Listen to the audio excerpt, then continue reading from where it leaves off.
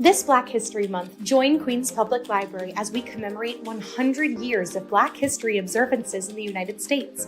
Pick up a copy of our Black History Month brochure at your local library and explore our programs, book lists, and resources for all ages that reflect on the past, celebrate the present, and look toward the future of Black history.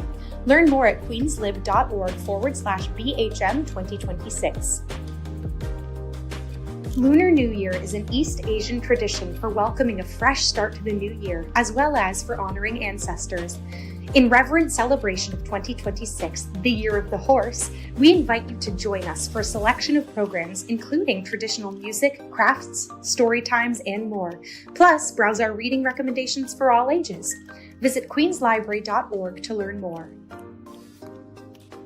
Filing your taxes can be an overwhelming, complicated process. But it doesn't have to be. Queens Public Library is partnering with a number of organizations to offer free tax counseling for New Yorkers at several QPL locations. Download our tax help brochure at queenslib.org/tax2026 to learn more. This Library Lovers Month, in preparation for QPL's 130th anniversary, we're asking you to share your favorite memory of Queens Public Library.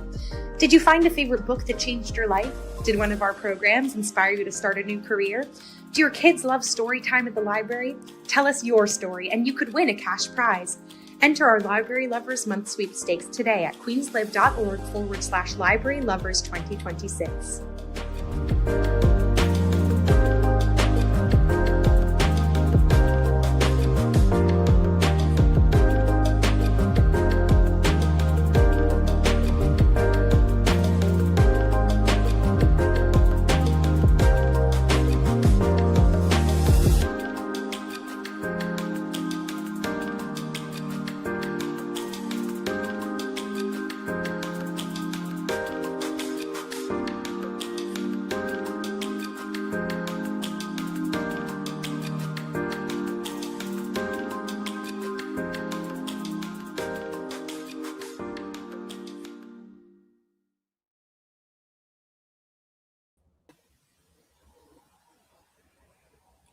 Good afternoon and welcome.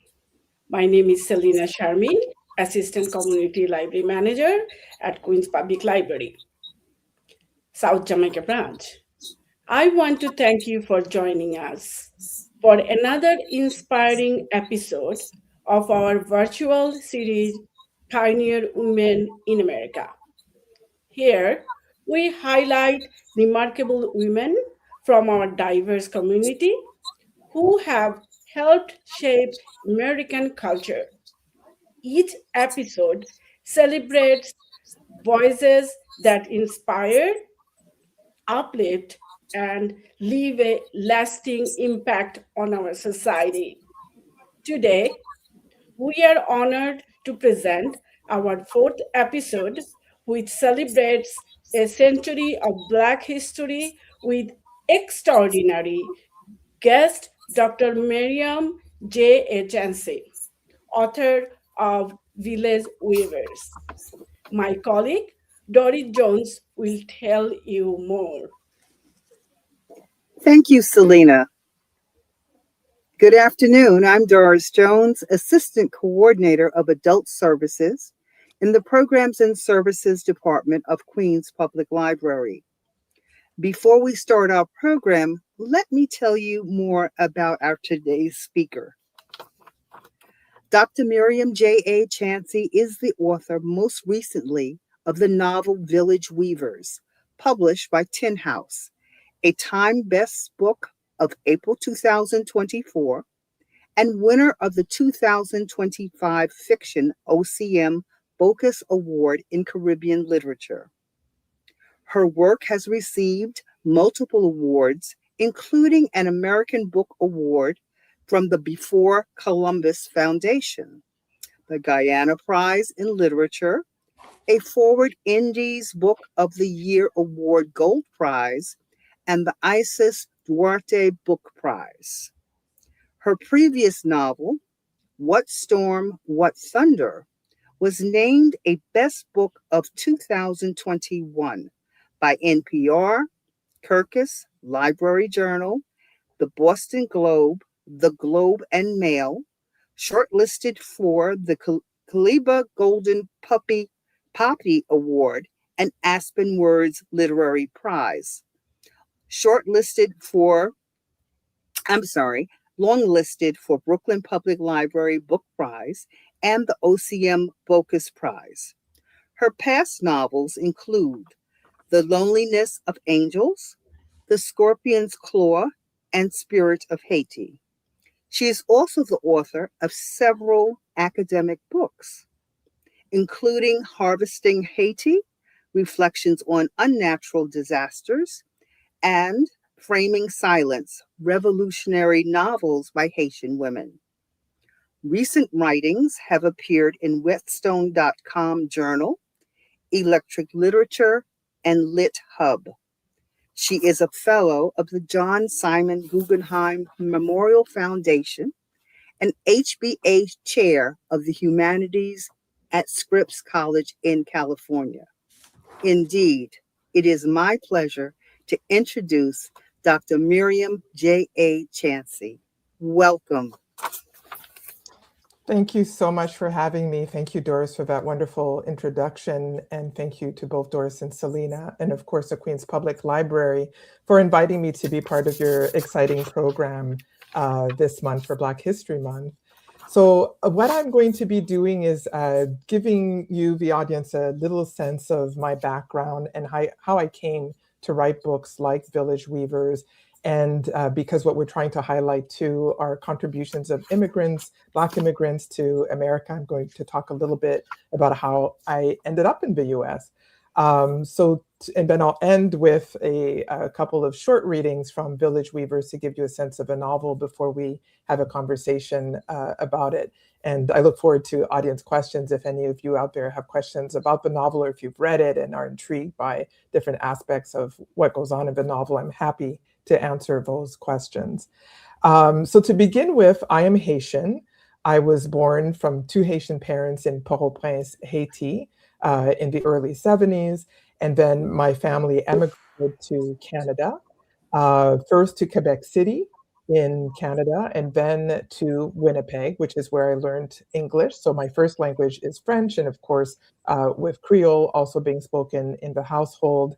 And then my parents intuited that we should learn English for the future, and that's how we ended up in Winnipeg, which is in the central part of Canada, where my parents worked in the French Quarter while we went to eventually Anglophone schools. So I learned English between the ages of 8 and 10, and then I continued in English schools while continuing to learn French at home. My father was a French teacher, so I was doing the French curriculum after school, and so I've been able to retain my French to this day, which is a blessing.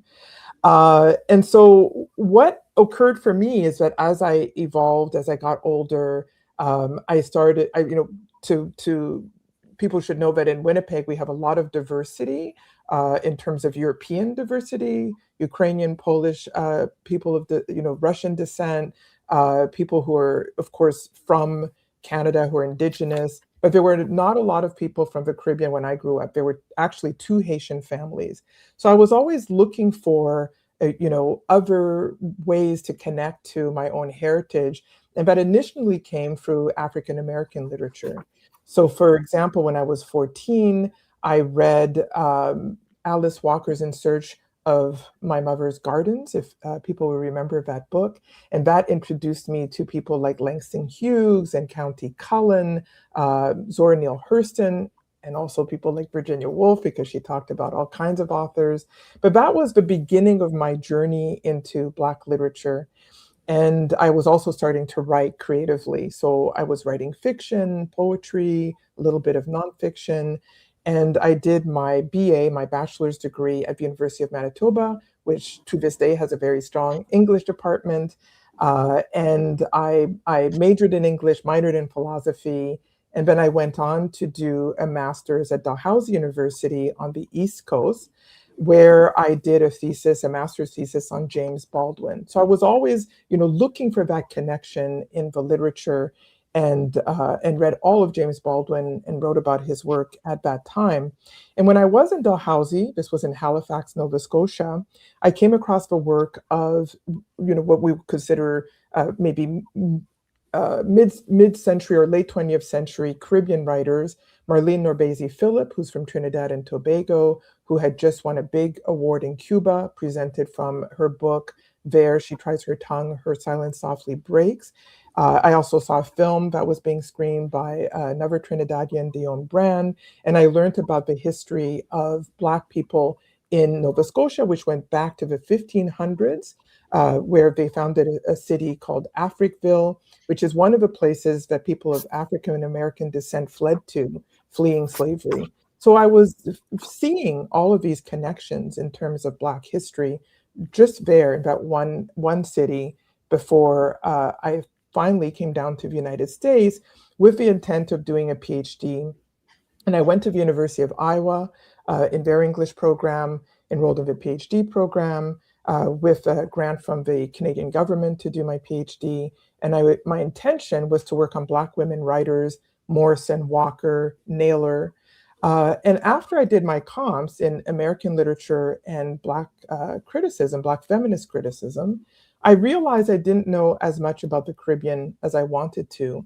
And so I decided to write on Afro-Caribbean women writers. And that became my first book, Searching for Safe Spaces, which you might be able to see here. It's too blurred because of the blurred background. Well, Searching for Safe Spaces was my first book. And I became a professor at Vanderbilt after I graduated. And in that year, was 1994, the United States decided to intervene in the politics of Haiti and deployed Army personnel to Haiti. And my response was an academic one, which was to think, what do I know? There was a fear because of the interventions that had occurred prior to that time. In 1915 to 1934, the US had occupied Haiti. And there was a lot of fear of what would happen with that intervention. So I researched what Haitian women had written, and I wrote the first book on Haitian women's literature, Framing Silence, which looked at, because the first novels by Haitian women occurred under occupation as a response to the occupation from 1929 onwards. And that book finishes in 1994 with the first book appearing in English by Edwidge Donzica, and another book by Anne-Christine Tedeschi. Those were the two first Haitian women to write in English out of the United States. And so at the same time, I was continuing to write novels, or fiction, and I wrote my first novel, Scorpion's Claw, which was actually not published until 10 years later. So, for those of you who are writers out there, it's important to keep writing because you sometimes can't get an audience interested in your work or an editor interested, but I kept writing, and I wrote another novel called Spirit of Haiti was just republished by SUNY 2 years ago, so you're able to get that. But in the meantime, I wrote another novel. I started working on Loneliness of Angels, which is what won the Guyana Prize in the early 2000s. And then most people will be familiar with What Storm, What Thunder, which was the book that I wrote on the 2010 earthquake. And all that time, I was an academic, but I was also continuing to develop criticism. I wrote a book on Haiti, the DR, and Cuba, and women writers from those three countries coming out of the US, and then was awarded a Guggenheim for mid-career work, and did some other work of literary criticism. This is all to say that I was always working on fiction and criticism in tandem at the same time. And so my success as a literary critic really comes out of also being a creative writer. And as you can see from that trajectory, I was interested in history and the Black diaspora from the very beginning, since I was a teenager. And the reason my fiction is on Haiti is because, being Haitian, what I have found coming through Canada to the United States is that people don't really have a good idea of Haitian culture, its history, and the rich history that we have in Haiti. People may know about the Haitian Revolution, but they sometimes don't know anything beyond that. And so my novels are looking at discrete moments in Haitian history and how they're related to a contemporary moment. So for example, Scorpion's Claw was about cousins in their early 20s who were raised under the dictatorship, the Duvalier dictatorship, which began in 56, 57, and ended in 1986, and how they will function after the end of that dictatorship as their adult lives begin. Spirit of Haiti was about the coup of 1990, when the first freely elected president of Haiti, Aristide, was in power, and the ways that coup disrupted Haitian politics related to Haitians in the diaspora, and so on. And so then What Storm What Thunder was looking at the aftermath of the earthquake, people's lives being disrupted and what that felt like in an intimate manner.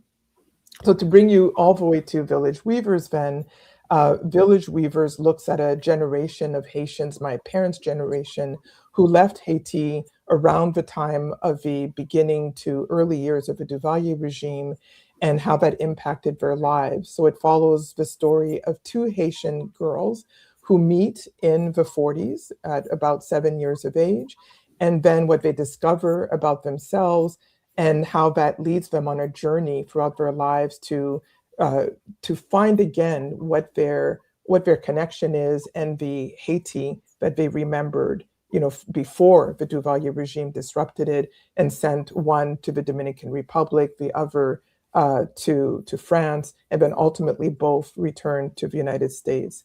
The way the book works is that the first and last part of the novel, you find these women as elderly women in their 70s, and one calls the other in an attempt to reconnect.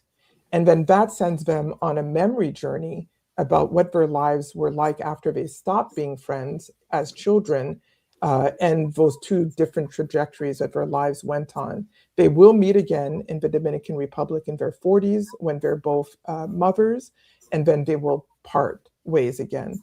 So I'm going to read two brief sections from the novel, one of which will explain to you what this story is all about, and the second of which will find them in the DR trying to reconnect. So here is the first reading. And the main characters' names are Cece and Gertie. Cece has an older sister named Margie who may come up in the readings. Cece Phoenix, 2002, which is the contemporary moment of the novel. Had their friendship been girlish infatuation or something more, blood calling blood? Simone ponders the question over and over and never comes to a conclusion. She wonders if it was the marked difference in their households that prompted Gertie to cut off her friendship after the deathbed meeting, as if they were never friends. Was it the lack of running water at her house, the simplicity? Was she told by her mother, sisters, that Cece was simply not worth her time? Then there was Andre's obituary many years later, after they'd all left the island, naming Simone as a surviving family member. The woman had passed away from a cancer and reached out of a grave to claim Simone. Simone did not want to be claimed. She had moved on with her life long ago. What do they, the Ascendals, not move on? Why do they, the Ascendals, not move on? They who have everything, the name, the title, the land, the riches, why do they keep returning? Instead of being called to the deathbed, Cece would have preferred back then to receive a photograph of her father in a large manila envelope announcing his death. Gertie's tall sisters could have sent a portrait of her father, taken in his younger years, when he wore a thin mustache that made him look somewhat like Zorro, had he worn a mask about his eyes, a wide-brimmed hat, and a cape. A dignified image of her father, at his smartest, wearing a suit and a vest from which hung a chain that led to a watch tucked away in a pocket out of sight, like the portrait of Margie's father that hung in their entryway. It wasn't until that moment at the foot of a hospital bed, watching her father struggle for breath, that Cece realized that she was like that watch to her father, tucked away, out of sight. Maybe her father returned every Thursday to their house because her mother was to her father the chain, something that kept him tethered. Yes, she would have preferred that Gertie's family mail them a nice portrait of him and spare them the deathbed pageantry. This way, she would have never found out what she did, that inside and outside meant different things, that she was an outside child without a proper name, that outside fathers had other families that took up most of their time, that they gave lavish gifts to at holidays and birthdays, and took for rides in fancy cars into the mountains and on the weekends. Most of all, she would not have found out about the other siblings, the half siblings, half in and half out. She would never have found out that Gertie, her best friend, was in fact her half sister, the loss of her as quick as she had been found. Simone exhales heavily and turns away from the phone placed back on its carrier. Gertie's voice remains in her ear. She can still feel in herself that warmth she always felt as a child when Gertie would turn to face her to tell her a secret, the product of her latest adventures. There is no one, not even her daughter, who affects her in quite this way.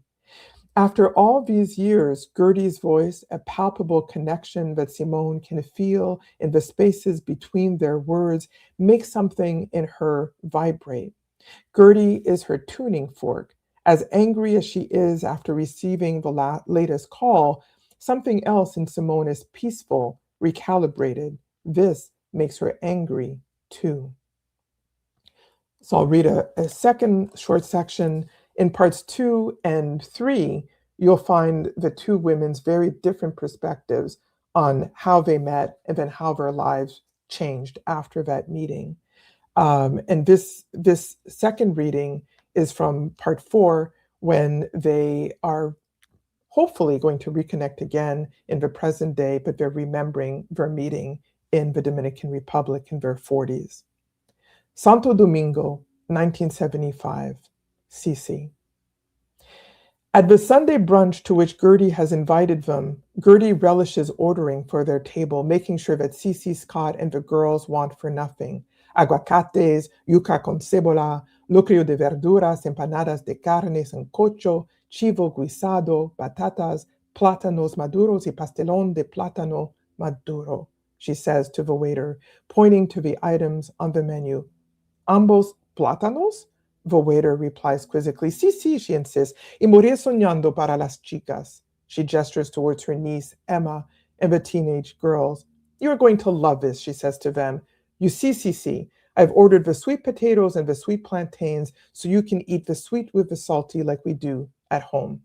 And the banane pesée, the pressed fried plantains, those will come out first. Home, Sisi repeats in her mind. So near yet so far, but she is pleased when soon the waiter brings out the plates of familiar-looking foods to the table. First come the fried plantains, flattened thinly so that they look like pressed sunflowers. Everyone takes a couple on their plate and drizzles a spicy sauce that resembles pickles on top, eating with their hands. Emma smiles at Sisi while Scott helps himself by the handful. Sisi raps his knuckles playfully. Then comes everything else that Gertie ordered: sliced avocados, boiled cassava with sautéed onions, vegetable rice pilaf, beef patties, a beef stew, braised goat pieces, boiled pieces of white sweet potato, and the fried sweet plantains. Algo más? The waiter inquires of Scott before retreating from the table. Scott's eyebrows jump. He does not understand, and his mouth is full. Nada, Gertie laughs, dismissing the waiter. Y es para mí, she adds, indicating that the check is for her at the end of the meal. Voila, she says. Dig in, everyone. Buen provecho. Another waiter comes around with a morir soñando for the girls, while Scott opts for a local beer. Gertie orders Santo Libre drinks of white rum mixed with soda for herself and Sisi. Well, Sisi says, to our long overdue reunion. Gertie nods, tears coming to her eyes as everyone raises their glass to toast. The girls raise their milky orange drinks. Oh, wow, Emma exclaims as she tastes it. This is just like a creamsicle. Told you, Manuela says, cracking up. You're never going to want to leave. Emma hands her drink to Sisi. Try it. It tastes just like the orange and vanilla frozen treats you never want to get from my parties when I ask, she whines. Cece tries it. Delicious, she winks at Gertie. You've won her heart for life. Scott is eating heartily. Cece, why don't you make more of this stuff at home? It's so good. Cece flushes. It's another world on this side, she responds, passing a distracted hand up her neck. It's just not the same. But it's the same island, isn't it? Scott persists. Not the same countries, Gertie intervenes, sensing a rising tension. Not the same histories. Oh, Scott says, frowning, right. I mean, it's so close, it would seem to me that you'd have more in common than not. You really should try to make more of these at home, Cece. She's been cooking a lot of island dishes these days. He says to Gertie as if Cece were not there. She's a pretty good cook. He extends a hand to Cece's wrist. Cece flinches involuntarily under his show of pride. Well, Gertie says, it would take forever to explain all the differences, the history. She glances at Cece. Why try? Let's just enjoy what we can. Cece is about to reply to Scott, but Gertie catches her eye. They exchange a glance and share an understanding that women the world over recognize the moment they are underestimated, pigeonholed, cook, mother. She grimaces, wondering why she didn't sever the cord as she had planned to at the beginning of last year. It dawns on her that it has to be for the same reason Gertie puts up with her siblings. It is simpler, and one needs the approval of these relations, of men in particular. It is easier than demanding anything for oneself. The girls are talking animatedly to one another over the Moria Soñando, and Scott exits the conversation with his sisters to serve the girls, taking over parental duties to leave them to talk, unaware of the discomfort he has provoked. Sorry about that, Cece says over her Santo Libre. Gertie bats her apology away. Please, she says, we have other things to talk about. It's been so long. Where do we start? I don't know, Gertie says. I wanted to start by apologizing again, face to face, about the obituary. The sisters should never have done that. I truly think they thought that it was a kind of repair for what they did, for keeping us apart. Keeping us apart? We were the best of friends, weren't we? The best of friends, Gertie says affirmatively, taking a swallow of her Santo Libre. And I'll end there. Looking forward to the discussion in the conversation with Doris and Selena. And of course, if you have questions out there in the audience, please make sure you put them in the chat, and we'll continue.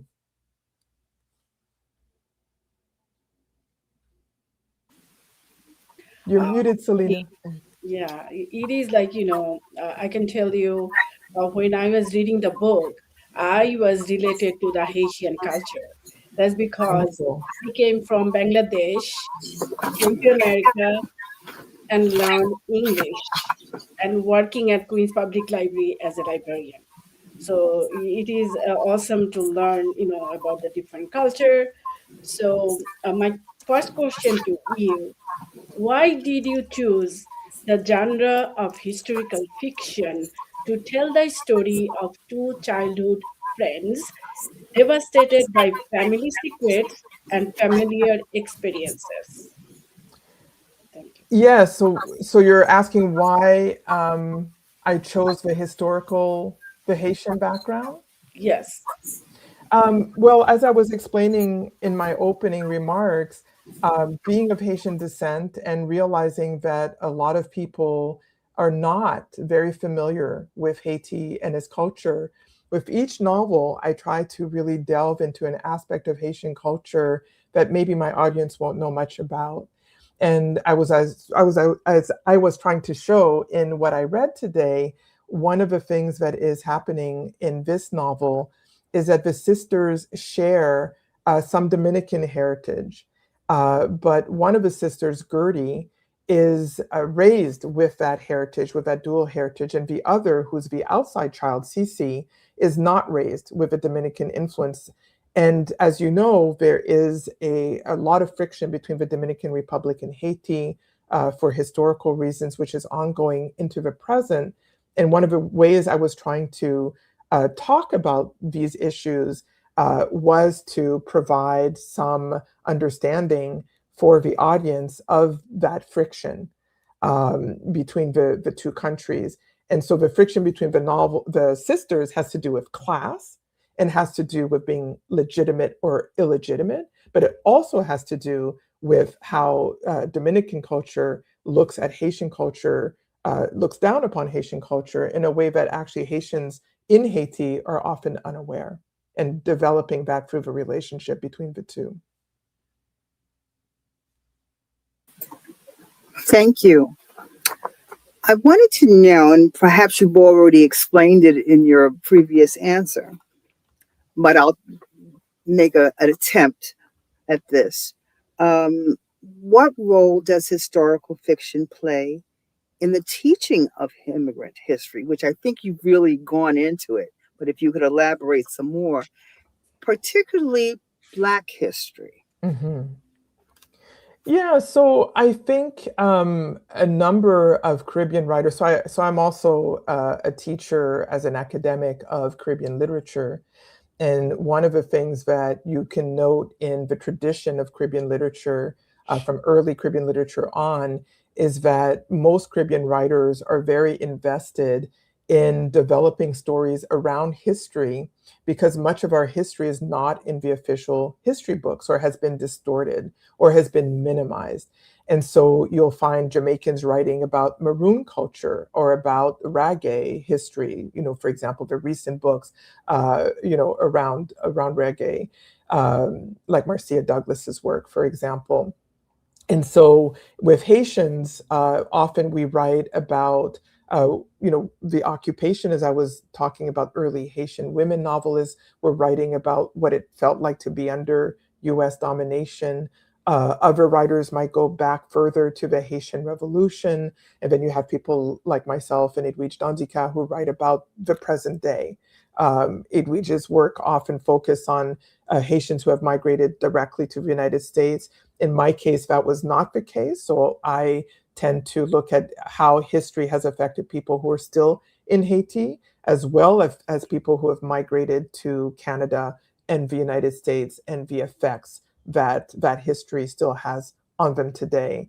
So if you think about it in this way, if you want to learn about the Caribbean and the Caribbean diaspora, going to the literature is a great way to learn about these cultures, their history, and also their migrations, and how those things are all connected, and how many of us remain connected to the places where we were born or where our parents or grandparents were born.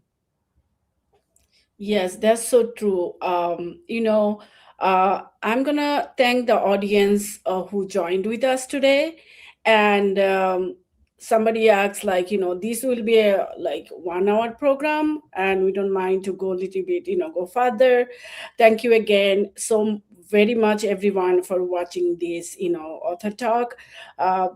So my next question, Dr. Chancy, how did you use the theme of Haitian identity in Village Weavers?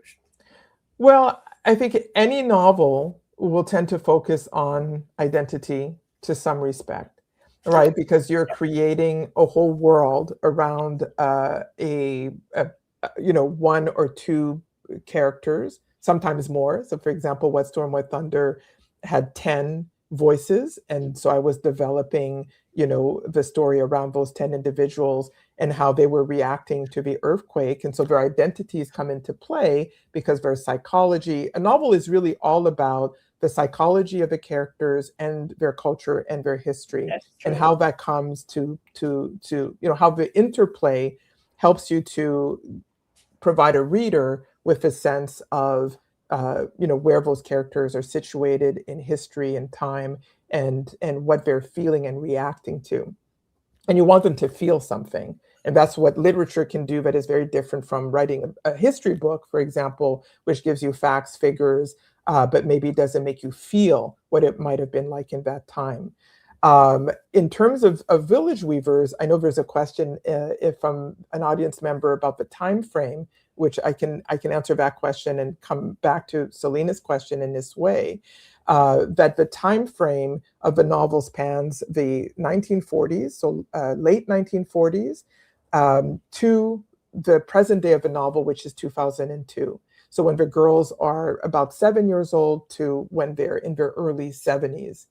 And so it's really a number of decades that I'm trying to cover.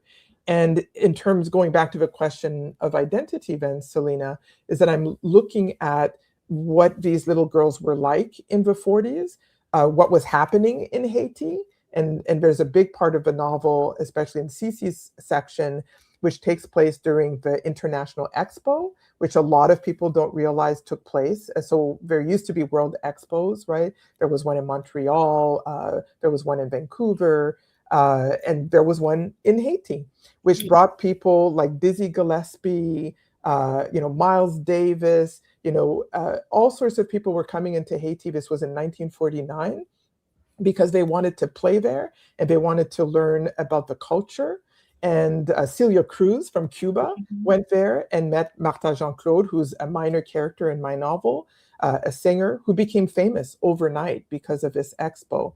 So when people think of Haiti, they often think of people leaving Haiti, but they don't imagine that people were actually going to Haiti to experience the culture, to be part of the culture, to even learn about the folklore of Vodou.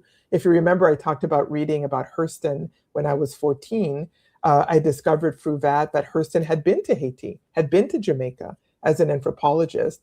And for people in your audience who might be familiar with her 1937 novel, Her Eyes Were Watching God, she wrote that novel in Port-au-Prince, in Haiti. And as a scholar, I've studied the influence of Haitian Creole and culture on the novel, so people could go and find that. So what that means then for the novel is that I had to really think about who are these little girls?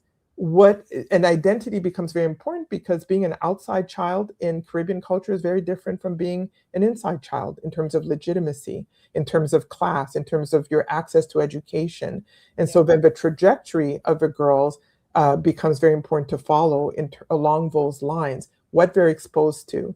And one of the things I do in the novel is actually reverse, I think, readers' expectations, which is that Cece, who is the outside child, has a far richer home life and cultural life because she's raised by her mother and her grandmother, who dote on her, as does her older sister, Margie. She's exposed to Haitian Vodou and healing practices in a very positive manner. Whereas Gertie, who's the youngest child in a much wealthier family, is really kept outside the family network and is looked down upon because of color issues.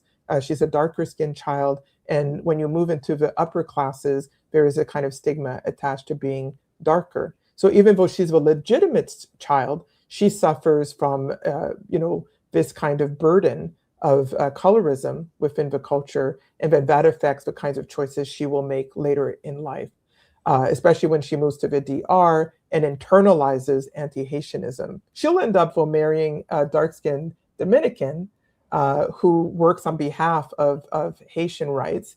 And so she will be changed over time as she gets older. So that was a lot, but I wanted to get all those things in. That's fine. We have a comment from the chat. Nicole says, I loved your book, Village Weavers. I thought it was touching, informative, and heartwarming. I loved both Cece and Gertie in different ways because both were flawed, but fundamentally good people.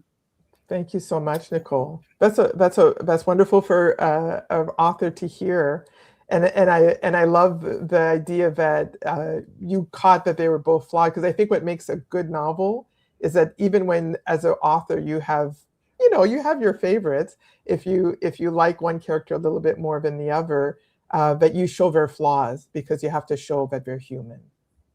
That's good. Okay. We have another question from the chat, and then I have a question as well. Yes. So Pat says, did you depend a lot on oral history? Oh, that's a great question. So as novelists, we have to do a lot of research. And so for me, there was a combination of both what I knew, because the reason I decided to write Village Weavers after What Storm is because around the time that What Storm was coming out, my mother passed away after a couple of years of illness. Exactly. And at the time that she passed her way, her entire sibling group also passed away within 2, 3 months to a year of each other. And these were people who were sometimes 10 years apart, 8 years apart. The entire sibling group disappeared within a 2 year period.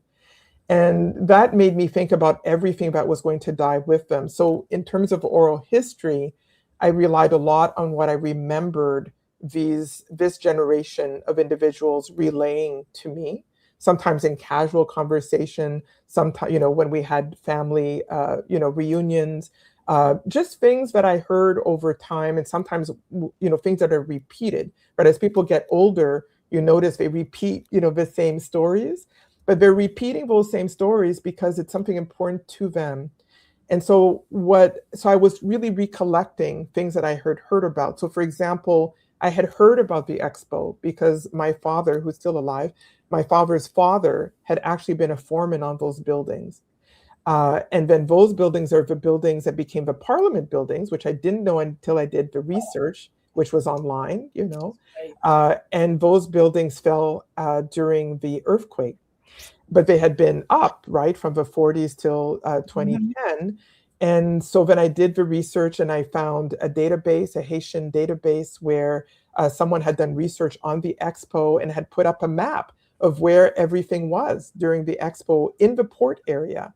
And then that allowed me to really situate my characters, like where would the Italian pavilion have been? If you, for those of you who've read the novel, you know that the girls, one of the girls and her friends meet near the Italian pavilion, and one of the girls is Italian Haitian. And so I was able to map out because somebody else had done that work and made it available to a wider public. So it's a combination of memory, not so much oral history in terms of talking directly to people because the people that I was thinking about have passed on, but remembering the things that they had passed on orally, which is a form of oral transmission, and then connecting that to other pieces of research I had to do to make the book come alive.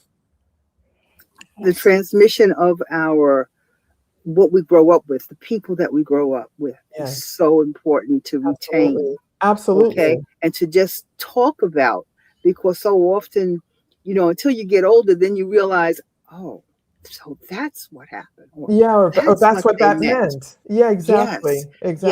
Yes, and as you know, I mean, today, it more than ever is it important to pass down that history. Absolutely. Absolutely. And don't keep it to yourself. Now, you already answered part of my question, okay. I have but I have another part.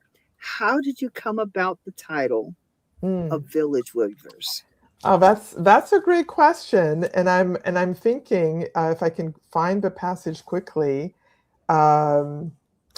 Maybe I'll read this as a response to your question. Sure. This is on page 42 for those of you who have the novel, and I think this will answer your question. In Haiti, the village weaver is known as a madansara because it talks all day long, as market women are said to, hovering over their wares under the sweltering Caribbean sun. Since her grandmother was taciturn, someone who didn't believe in idle talk, and who was stern in the home she kept where Cici, Margie, and their mother lived with her, Simone doesn't really think of market women in this way, as loose and free with their banter, though it is true that some of the women talk a lot and pass gossip back and forth between their stalls when the workday grows long and the heat so stifling that it is difficult to breathe. It is true that the male birds' black hooded heads extend to their chest like the kerchiefs the women wear to shelter themselves, knotted behind their necks above their shoulders, while the female birds, olive yellow, make her think of Oshun, the maternal river goddess. The birds never bothered Cici.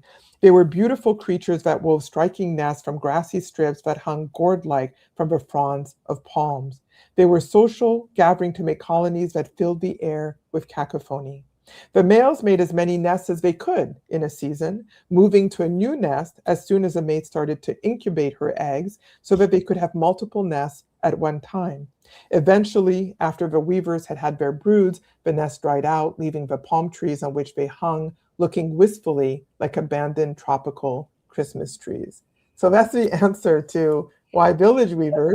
Awesome. The male village weaver who's creating more than one nest at one time, and that's the secret that you discover early on in the novel between the girls, that they come from two different nests. But of course, I was less interested in the male village weaver, who's the father who passes on early on, but the nest that he leaves behind, and how those two worlds are very different, one from the other.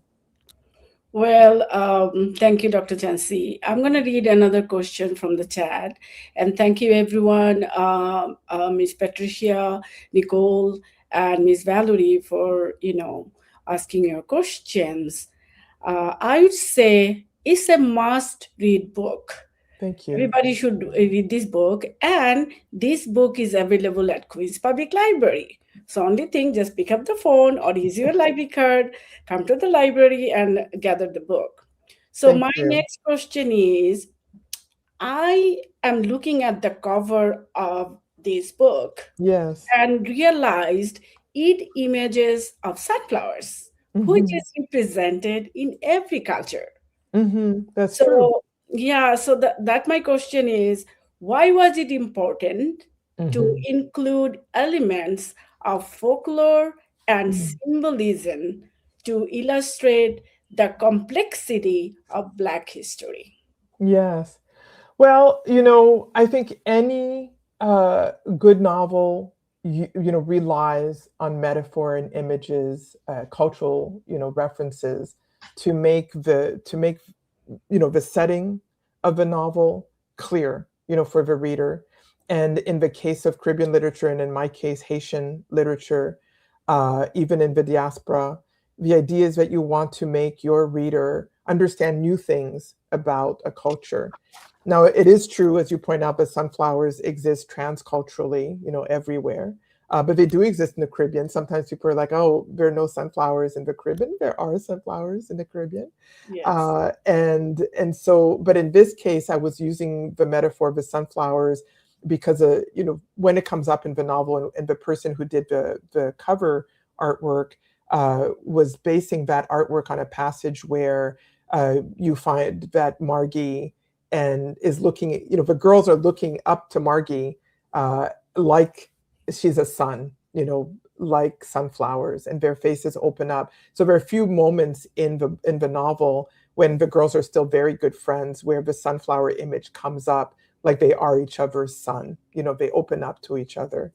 But in terms of other kinds of cultural references, especially to Vodou and folklore, so for example, the color of the candles that they put on the altar when the father passes away in the outside family, that's to enrich the novel and make clear to the audience that there are rituals and cultural codes that are part of a culture that make it possible for people to understand, make sense of their world, make sense of life and death, for example, and that also connects them to one another. So the second passage that I read at the beginning of this program was all about how the foods, even though the foods are slightly different from one side of the island to the other, they're also similar, right? So that when you get the translation of what they're eating, later on in that passage, you recognize, oh, okay, in the DR, we have a beef stew.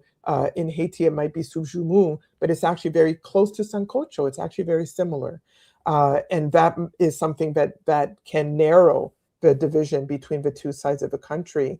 There's that moment where the waiter says, wait a minute, you want sweet plantains at the same time? And that's because Haitians eat sweet plantains at a different time of the meal than Dominicans or Cubans or Puerto Ricans do. So I wanted to show that difference, but then Gertie is sensitive enough to want to make them closer through this meal by having both kinds of plantains on the table. So that's why we do that. But in my case, I'm also trying to demystify Haiti for the reader, especially when it comes to Vodou and healing practices, because many people, even Haitians, are brought up with a very negative view of Vodou. And in my novels, in every novel, I'm trying to bring people closer to an understanding of what Vodou really is, which is a healing and spiritual modality, which helps people to make sense of their worlds and also to survive very difficult things like the earthquake or, poverty, different things that they have to face or challenges they have to face in their lives. And it also goes back to the African context and the things that they've been able to retain in their own culture. Well said. I also love sweet potatoes and sweet plantain. So Mm-hmm. that is also, Also connected cross-cultural. to my culture. And I also liked the way you mentioned beginning of your talk, that how women are underestimated in different culture as a Yes, cook, as a mother. We yes, have, as a woman, so much to offer. yes. That's another thing to present you for our audience, Mm-hmm. like for this special month we are celebrating from Queens Public Library. It's an absolute pleasure to learn about your writing. Thank So you. there is a question from Nicole. Mm. She said, how did you know so much about the Haitian elite? Yeah, well, that's a good question. Thank you, Nicole, for your question. So I am a product of a mixed background family. So I am a quarter Dominican. I am also someone who, has branches of my family that are those illegitimate branches and branches that are the legitimate branches.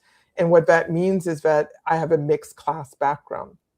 So I've been privy to conversations of people who are in the elite, as I've also been privy to people who are not part of the elite. So on my mother's side, her mother was a seamstress, her grandmother was a market woman like Cece in the novel. But I also have people in my family, especially who are connected to the DR, who are part of what we would consider the elite. Although in this novel, we're not really speaking of the real elite, which is far removed from sort of regular society, but people who are definitely more middle to upper class than people like Cece's family. So having had access to some parts of that upper echelon, and sometimes witness to things that are uncomfortable, I wanted to write about those things. So the colorism, which is very evident, prejudices against people who are of working classes or humble beginnings. And this is something that sometimes we have a hard time talking about as Haitians, because if we do think about the legacy of the Haitian Revolution, becoming the first Black Republic, the kind of pride we have around that, there can also be a way in which people deny that there are vestiges of racism or colonial ways of thinking in the society, which then replicate, this idea that if you're lighter, you're better off, or if you're of an upper class, you're better off. So I wanted to intervene and interrupt those ways of thinking, which are more apparent in the elite, but run through the entire society. But going back to Selena's point, one of the things I wanted to highlight is that when women are at the forefront of family units, often they are the disruptors of these kinds of ways of thinking. And we see that in Cece's family. And it is something I inherited from my mother's side, which is a reversal of some of those dynamics. And in Haiti, you'll find more of that in the grassroots, people who actually are closer to the inheritance of the Haitian Revolution, and then who enact in their everyday life things like the Combit, which is working collectively for a common good, bringing their resources together and sharing them. So that's a lot of us have those mixed heritages, and I think it allows me then to speak on a wider range of issues. Yeah, thank you. Okay, so much of your answer, you already answered my question that I had set for you. So now I have to think of another question, and I have one. How long did you take to write? How long did it take you to write Village Weavers? That's a very good question. So every book for me takes a different amount of time. Village Weavers came very quickly for a variety of reasons. I would say it was about a year, and then, a little bit longer in terms of the editorial process. You get feedback from your editor, you do a revision. So I think it was a year to a year and a half, if I remember correctly. What Storm came out in the fall of 21. I started working on it then put it down because What Storm, What Thunder, as you mentioned in the opening, did very well. So I was doing a lot of talks and, was on the road with that for a long time. I was actually on the road with What Storm, What Thunder until 2024, which is when Village Weavers came out in the spring of 24. It usually takes about a year to 2 years, when you're in press. So I would say it was a year to a year and a half of writing, revising. But Village Weavers took me 6 to 7 years. So every book is very different. And some of it with What Storm had to do with the weight of what I was writing about, like the earthquake, post-earthquake situation and the heaviness of it. And then with Village Weavers, I think it was somewhat shorter because of the editorial timeline, but also because I was thinking through or working through my own grief of my mother's passing and her siblings passing. And it was something I needed to get through more quickly. And it was more personal in that sense than What Storm, where I had to think through very different characters' points of view, 10 POVs, whereas here I only have 2. And so it took much longer to make sure that I had those voices correct and, that it was consonant with what actually had happened during the earthquake period. Well, my next question, how did your immigrant story influence your writing of this novel? Well, I'm not sure that it was a direct influence, but certainly when you write about, movement from one country to the other, you draw on your own movements. So I'm 2 countries removed from Haiti at this point. I have family in France. I have had family who've lived in Hong Kong, in Argentina. People are everywhere, literally. And so I try, I have some knowledge of other countries. I've traveled a lot. And so I drew on my experiences of having spent time in France with family there, from Cece's journey to France. I have gone to the Dominican Republic, and sometimes I lend my experience to a character. So some of the experiences Cece has in the DR I've had personally, like being refused, entry into a hotel has happened to me. And sometimes people are curious because they'll think, oh, but you look like a Dominican because I'm quote unquote lighter skin. But it says in my passport that I was born in Haiti and I've been refused access to services for being Haitian. So even though the passport I carried at the time was Canadian.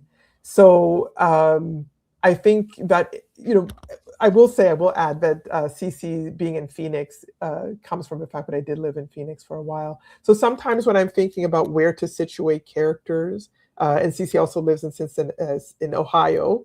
It's actually Cincinnati where I also lived, but Cincinnati is not named in the novel. So I use my knowledge of certain cities to help my characters move, through geographies. So that I would say that would be the connection. Oh, wow. This has been such an awesome interview. I have one quick question. Sure. Are you working on any future projects? And can we get a sneak peek if so? Sneak peek, probably not, but I am working on a couple of works now, a couple of novels. What can I say about them? I'll say that the main characters in both are artists. I can share that. That I am trying to think through. Well, one of the novels that's taking a bit of a lead for me over the second project is thinking about sound art, and is thinking about the current conditions that some Haitians are facing now in terms of TPS, temporary protected status, and it's the way it's getting revoked and put back in and revoked and put back in, which has been going on for years. Yes. And so part of the novel deals with this long history going back to just after the earthquake of TPS status and what's happening right now in 2026 around protected status and how some of my characters are going to have to think about their immigrant status if they are Haitian and their safety in the United States. That sounds awesome. I'm glad you mentioned about the TPS, temporary protected status, immigrant, So from the library, we also helped this particular topic. Oh, wonderful. Yes, that was wonderful experiences, and what an excellent interview with you today. Thank you. I Yeah, hope I've answered all the questions out there. that was perfectly, our pleasure, and I believe our audience, they also enjoyed, listening to you. I would like to thank you, everyone, each and everyone who joined with us, and specifically, people who asked the question. And I'm sure this program will be, people will be watching later on. It is our Facebook Live for Queens Public Library. And I cannot thank enough Ms. Doris Jones and then our colleague, Mr. Eve, to help this program put together, and learning your experiences and then writing. It is really remarkable and historical for us. And it has been an awesome interview, as I said. Thank you, Dr. Chansey, Thank you for for having me. spending your time and talent with us. I hope you will be able to visit Queen's Library soon and give us the opportunity to host you in person. Oh, that would be lovely. Thank you so much. I'll take you up on that invitation. In the meanwhile, if our audience wants to follow you, how can they contact you? They can find me on Instagram, Mm-hmm. Myriam J.A. Chancy with the initials. That will be me. There's some other Myriam Chancys out there. And then also I have a website, www.myriamjachancy.com. And so they can find me in both places. All right. With that being said, that was my last question. Thank you so very much, and really looking forward to see you in person. And thank you, Doris. Thank you, our audience. Thank you very much for watching this program today with us. Thank you, Selena, Doris, Thank you. Eve, Thank you. and Queen's Thank you Public so Library. much. Yes. Bye. Good night, everyone. Good night. Bye-bye.